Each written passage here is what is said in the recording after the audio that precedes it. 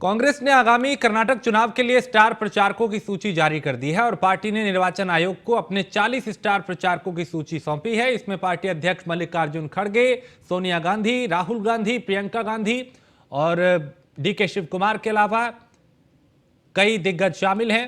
शशि थरूर का नाम भी है। ये कर्नाटक चुनाव में पार्टी के पक्ष में मतदान करने की अपील करेंगे, प्रचार प्रसार करेंगे।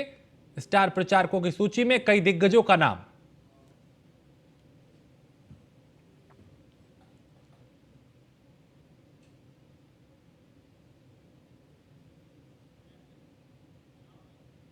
और दिल्ली के कथित शराब घोटाले के मामले में राउज एवेन्यू कोर्ट ने अमनदीप सिंह ढल को 21 अप्रैल तक सीबीआई रिमांड पे भेजा है।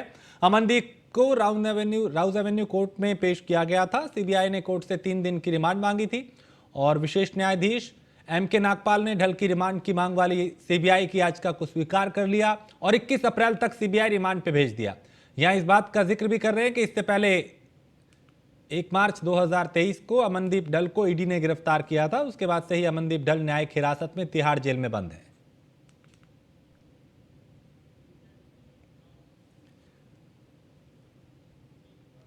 और गृह मंत्री अमित शाह ने दिल्ली में हो रही एंटी नारकोटिक्स टास्क फोर्स के कॉन्सेप्ट को संबोधित किया। जो कॉन्फ्रेंस थी उसे संबोधित किया और कार्यक्रम में पहली बार एंटी नारकोटिक्स टास्क फोर्स के प्रमुखों जो थे वो भी यहां पे रहे एक साथ। और इस कॉन्फ्रेंस में देश में नारकोटिक्स पर लगाम लगाने को लेकर रणनीति बनी। गृह मंत्री ने यह कहा कि मोदी सरकार नशे के खतरे को खत्म करने के लिए प्रतिबद्ध है और हम 2047 तक नशा मुक्त भारत बनाएंगे।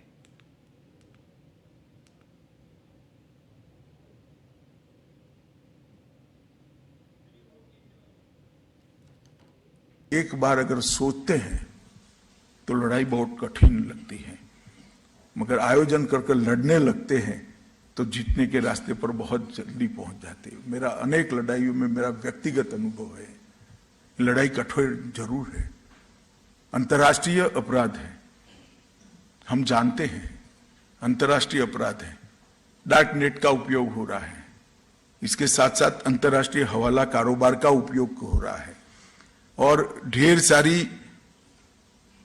तकनीक का उपयोग हो रहा है, सीमाओं का उपयोग हो रहा है, पोर्ट का उपयोग हो रहा है। विस्तृत लड़ाई है, मैं जानता हूं, परंतु ये जीतने जैसी लड़ाई है। अगर हम सब इस सभागार में जो लोग हैं एक बार संकल्प कर लेते हैं कि हम मोदी जी का जो लक्ष्य है 2047 में भारत को नशा मुक्त बनाना, जब आजादी की शताब्दी होगी तब हमारी पीढ़ी आने वाली पीढ़ी को क्या भेंट दे सकती है, तो हमारी पीढ़ी आने वाली पीढ़ी को नशा मुक्त समाज की भेंट दे सकती है। वो सबसे अनमोल हो सकती है और हमने इस काम के लिए ईश्वर ने आप लोगों को लगाया है। इस काम को हम सब मिलकर मन से करें और ये लड़ाई को जीते। फिर से एक बार मैं टीम इंडिया और होल ऑफ गवर्नमेंट अप्रोच, ये 2 विषय पर जरूर भार रखना चाहूंगा और मैं आशा करता हूं कि यहां से आप ऊर्जावान और संकल्पित होकर जाइए। इस लड़ाई के खिलाफ लड़ने के लिए बहुत अच्छे नतीजे मिले हैं। अगर 5 साल इसी तीव्रता के साथ, क्योंकि अब हमारी टोली बड़ी हुई है, मैं जब मंत्री बना तब ये टोली इतनी बड़ी नहीं थी, छुटपुट काम होता था, कोऑर्डिनेटेड वे में काम नहीं होता था। आज कोऑर्डिनेटेड वे में काम हो रहा है। एनसीबी ने भी अच्छी लीड ली है और इतने सारे राज्यों में इसके अध्यक्ष बन चुके। एक स्पेसिफिक रिस्पॉन्सिबिलिटी तय हुई, तो ये टीम का रिस्पॉन्सिबिलिटी है कि हम भारत को नशा मुक्त बनाए। यही मेरा आप सभी से मन से अनुरोध है और आप सब एक साथ हम सब लड़ेंगे, आप भी इसमें साथ देंगे। और दिल्ली बीजेपी अध्यक्ष वीरेंद्र सचदेवा और विधानसभा में नेता प्रतिपक्ष रामवीर सिंह बिधूड़ी ने पत्रकार वार्ता की, जिसमें कहा कि दिल्ली सरकार के द्वारा पावर डिस्कॉम को दी गई पावर सब्सिडी के सीएजी एम्पैनल्ड ऑडिटर से ऑडिट का दिल्ली सरकार का फैसला एक बहुत बड़ा छलावा है और दिल्ली की जनता और बीजेपी इसे स्वीकार नहीं करेगी।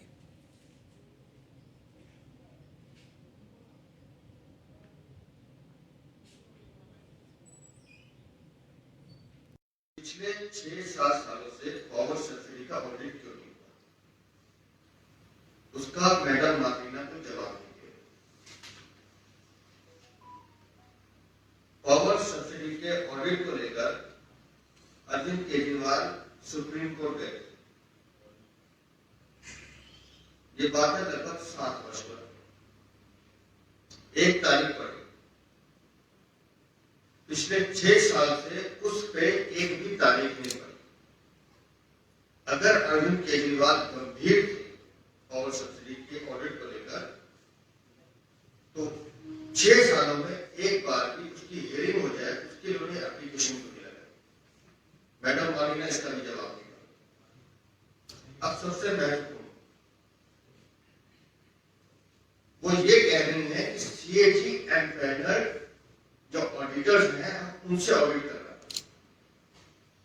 अब उन ऑडिटर्स को पैसे कौन देगा? दिल्ली सरकार, क्योंकि वो तो प्राइवेट ऑपरेटर्स हैं। हम मैडम मालिना से एक ही बात पूछना चाहते हैं, कोई भी प्राइवेट ऑपरेटर अपने क्लाइंट के खिलाफ रिपोर्ट कैसे करता? हमें ये बात। भारत में पिछले 24 घंटों में कोरोना के नए मामलों में करीब 38% वृद्धि हुई है। सक्रिय मरीजों की संख्या भी बढ़ी है। देश में कोरोना के 63,562 मरीज सामने आए हैं और केंद्रीय स्वास्थ्य मंत्रालय के अनुसार 38 लोगों की जान गई। देश में फिलहाल संक्रमण दर 4.47% दर्ज की गई है। वहीं मरीजों के ठीक होने की दर 98.67% है। लेकिन बढ़ते हुए कोरोना के मामले शासन प्रशासन की चिंता बढ़ा रहे हैं।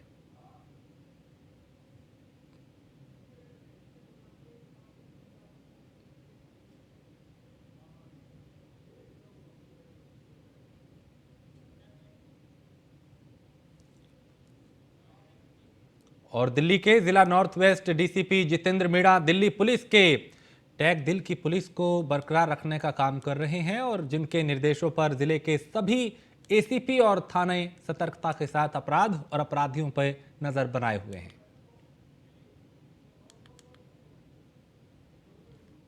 लगातार अपराधियों और अपराध पर लगाम लगाने के लिए जिला नॉर्थ वेस्ट की पुलिस कार्य कर रही है। डीसीपी जितेंद्र मीणा के खास निर्देशों का पालन करते हुए लगातार सभी थाने खास पेट्रोलिंग करते नजर आ रहे हैं और सभी वारदातों पर कड़ी नज़र रखे हुए हैं। इसी कड़ी में थाना आदर्श नगर ने 6 घंटे भीतर एक लूट की वारदात को सुलझाते हुए 2 आरोपियों को एक पिस्टल और वारदात में इस्तेमाल स्कूटी के साथ गिरफ्तार कर लिया। वहीं थाना मॉडल टाउन ने एक झपटमार को रंगे हाथ गिरफ्तार किया जो पहले भी 13 वारदातों में शामिल रहा है। और ये सिलसिला यही नहीं, थाना महिंद्रा पार्क ने भी एक ऐसे झपटमार को गिरफ्तार किया है जिसके पास से पहले भी 7 वारदातों में शामिल रहा है और उसके पास से 3 मोबाइल फ़ोन भी बरामद हुए। इन सारी वारदातों को लगातार सुलझाते हुए और क्राइम पर लगाम लगाने की पूरी कोशिश जिला नॉर्थ वेस्ट पुलिस कर रही है। किरणपाल सिंह, दिल्ली। और दिल्ली के जीटीबी अस्पताल का वीडियो सामने आया है। वीडियो में कंप्यूटर ऑपरेटर शराब के नशे में धुत है और शराब के नशे में होने के कारण मरीजों को परेशानियों का सामना भी करना पड़ा, जिसके बाद मरीज के परिजनों ने वीडियो बना के सोशल मीडिया पे इसे वायरल कर दिया।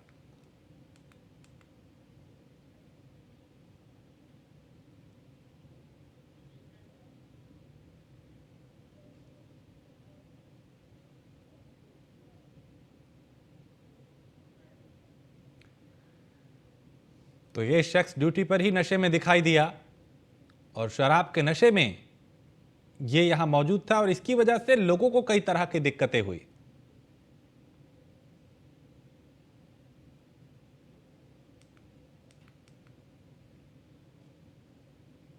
तो ये वीडियो जो है वो सामने आया है और दिल्ली के जीटीबी अस्पताल का ये वीडियो है जहां कंप्यूटर ऑपरेटर शराब के नशे में दिखाई दिया और शराब के नशे में होने के कारण मरीजों को कई तरह की परेशानियां हुई, जिसके बाद कुछ लोगों ने इसका वीडियो बनाया और ये वीडियो अब सोशल मीडिया पे वायरल हो रहा है।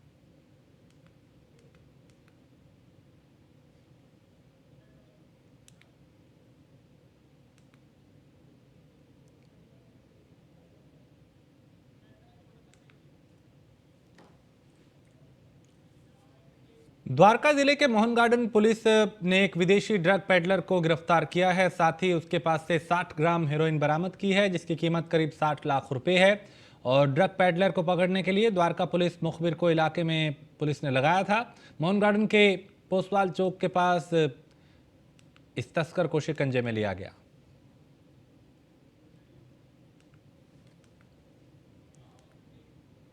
और महिला से लूट की वारदात को अंजाम देने वाले 2 बदमाशों को दिल्ली की द्वारका पुलिस ने गिरफ्तार किया है। डीसीपी एम हर्षवर्धन ने बताया कि बीते 14 अप्रैल को डाबड़ी इलाके में जब एक महिला ई रिक्शा से अपने घर जा रही थी, इस दौरान बिंदापुर बारात घर के पास बाइक सवार 3 बदमाश उसके पास पहुंचे और उसके गले से चेन को झपट के फरार हो गए थे, जिन्हें अब शिकंजे में लिया है।